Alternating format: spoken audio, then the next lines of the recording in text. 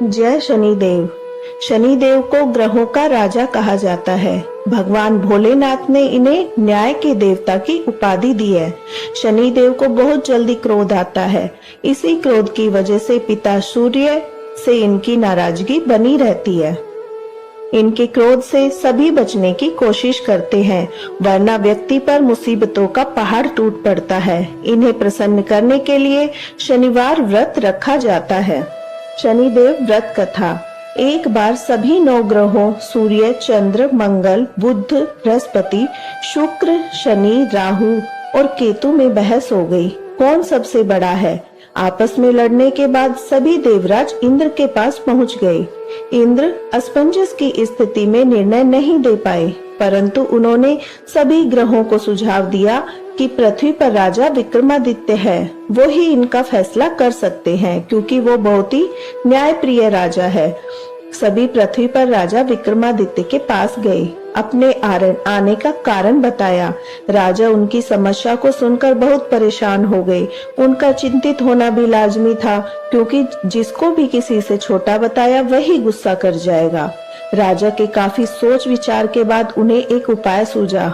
उन्होंने स्वर्ण, रजत, कांस्य, पीतल, सीसा, रांगा, जस्ता, अभ्रक और लोह से 9 सिंहासन का निर्माण कराया। उन्हें उपयुक्त क्रम में रख दिया। सबसे निवेदन किया कि क्रमानुसार सिंहासन पर आसन ग्रहण करे। शर्त रखी गई कि जो सबसे अंतिम में सिंहासन पर आसन ग्रहण करेगा वही सबसे छोटा माना जाएगा, जिसकी वजह से शनिदेव सबसे बाद में आसन प्राप्त कर सके और सबसे छोटे कहलाए। क्रोध के आवेश में शनिदेव ने सोचा, राजा ने यह सब जानबूझकर किया है। कुपित होकर राजा से कहा, राजा तू मुझे नहीं जानता। सूर्य एक राशि में 1 महीना, चंद्रमा 2.25 महीना 2 दिन, मंगल 1.5 महीना, बृहस्पति 13 महीने और बुध और शुक्र 1-1 महीने विचरण करते हैं, लेकिन मैं 2.5 से 7.5 साल तक रहता हूँ। मैंने बड़े बड़े का विनाश किया है। श्री राम की 7.5 आने पर उन्हें जंगल जंगल भटकना पड़ा और रावण की आने पर लंका को बंदरों की सेना से परास्त होना पड़ा। क्रोधित शनिदेव ने राजा से कहा, अब आपको सावधान रहने की जरूरत है। इतना कहकर शनिदेव कुपित अवस्था में वहां से चले गए। समय गुजरता गया। काल चक्र का पहिया घूमते हुए राजा की 7.5 आ ही गई। तब शनिदेव घोड़ों का सौदागर बनकर राजा के राज्य में गए। उनके साथ अच्छी नस्ल के बहुत सारे घोड़े थे। जब राजा को सौदागर के घोड़ों का पता चला तो अश्वपाल को अच्छे घोड़े खरीदने के लिए भेजा। अश्वपाल ने कई अच्छे घोड़े खरीदे। इसके अलावा सौदागर ने उपहार स्वरूप एक उस सर्वोत्तम नस्ल के घोड़े की सवारी हेतु राजा को दे दिया। राजा विक्रमादित्य जैसे ही उस घोड़े पर बैठे, वह सरपट वन की ओर भागने लगा। जंगल के अंदर पहुंचकर वह गायब हो गया। भूख प्यास की स्थिति में राजा जंगल में भटकते रहे। अचानक उन्हें एक ग्वाला दिखाई दिया, जिसने राजा की प्यास बुझाई। राजा ने प्रसन्नता में उसे अपनी अंगूठी देकर नगर की तरफ चले गए। वहां एक सेठ की दुकान पर पहुंचकर उन्होंने जल पिया और अपना नाम वीका बताया। भाग्यवश उस दिन सेठ की खूब आमदनी हुई। सेठ खुश होकर उन्हें अपने साथ घर ले गया। सेठ के घर में खूंटी पर एक हार टंगा था, जिसको खूंटी निगल रही थी। कुछ ही देर में हार पूरी तरह से गायब हो गया। सेठ वापस आया तो हार गायब था।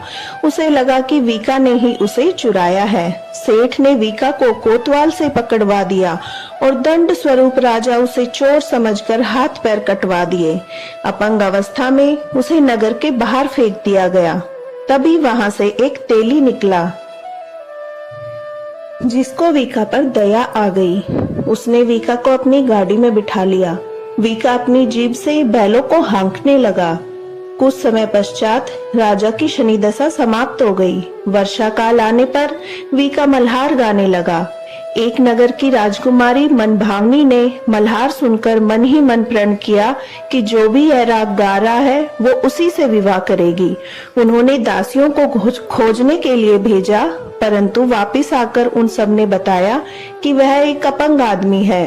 राजकुमारी यह जानकर भी नहीं मानी। अगले ही दिन वह अनशन पर बैठ गई। जब लाख समझाने पर राजकुमारी नहीं मानी, तब राजा ने उस तेली को बुलवा भेजा और वीका से विवाह की तैयारी करने के लिए कहा। वीका से राजकुमारी का विवाह हो गया। एक दिन वीका के स्वप्न में शनिदेव ने आकर कहा कि देखा राजन, तुमने मुझे छोटा बताकर कितना दुख झेला है। राजा ने क्षमा मांगते हुए हाथ जोड़कर कहा, हे शनिदेव, जैसा दुख मुझे दिया है किसी और को ऐसा दुख मत देना।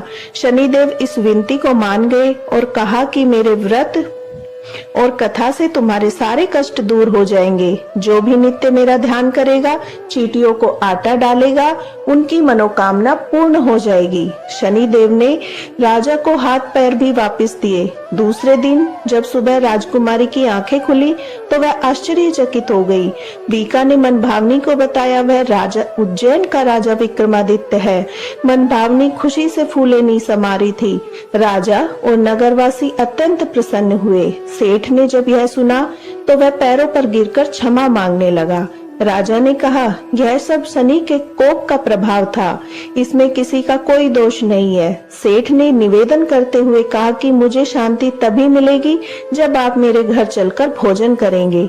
सेठ ने कई प्रकार के व्यंजनों से राजा का सत्कार किया। तब राजा भोजन कर रहे थे, तभी जो खूंटी हार निगल गई थी वही उसे अब उगल रही थी। सेठ ने अनेक मोहरे देकर राजा का धन्यवाद किया और अपनी कन्या श्री कवरी से पानी ग्रहण का निवेदन किया। राजा ने शहर स्वीकार कर लिया। राजा अपनी दोनों रानियों मनभावनी और श्री कवरी को लेकर उज्जैन नगरी लौट आए। सारे नगर में दीपमाला और खुशी मनाई। राजा ने घोषणा करते हुए कहा, मैंने शनिदेव को सबसे छोटा बतलाया था, लेकिन असल में वही सर्वोपरि है। तब से सारे राज्य में शनिदेव की पूजा और कथा नियमित होने लगी। सारी प्रजा के बीच खुशी और आनंद का वातावरण बन गया। शनिदेव के व्रत की कथा जो भी सुनता या पढ़ता है, उसके सारे कष्ट दूर हो जाते हैं। शनिदेव आरती। जय जय श्री शनिदेव भक्तन हितकारी, सूरज के पुत्र प्रभु छाया में तारी। जय देव जय देव। श्याम अंक वक्र दृष्ट चतुर्भुजाधारी, नीलांबर थारनाथ गज की असवारी। श्याम अंक वक्र दृष्ट चतुर्भुजाधारी, नीलांबर धारनाथ गज की असवारी। जय देव जय देव। जय जय श्री शनिदेव भक्तन हितकारी, सूरज के पुत्र प्रभु छाया में तारी। जय देव जय देव। कीट मुकुट शीश रजत दीपत लीलारी, मुक्तन की माला गले शोभित बलिहारी। कीट मुकुट शीश रजत दीपत लीलारी, मुक्तन की माला गले शोभित बलिहारी। जय देव जय देव। जय जय श्री शनिदेव भक्तन हितकारी, सूरज के पुत्र प्रभु छाया में तारी। जय देव जय देव। मोदक मिष्ठान पान चढ़त है सुपारी, लोहा तिल तेल उड़द महिषी अति प्यारी। मोदक मिष्ठान पान चढ़त है सुपारी, लोहा तिल तेल उड़द महिषी अति प्यारी। जय देव जय देव। जय जय श्री शनिदेव भक्तन हितकारी, सूरज के पुत्र प्रभु छाया में तारी। जय देव जय देव। देव दनुज ऋषि मुनि सुमिरन नर नारी, विश्वनाथ धरत ध्यान शरण है तुम्हारी।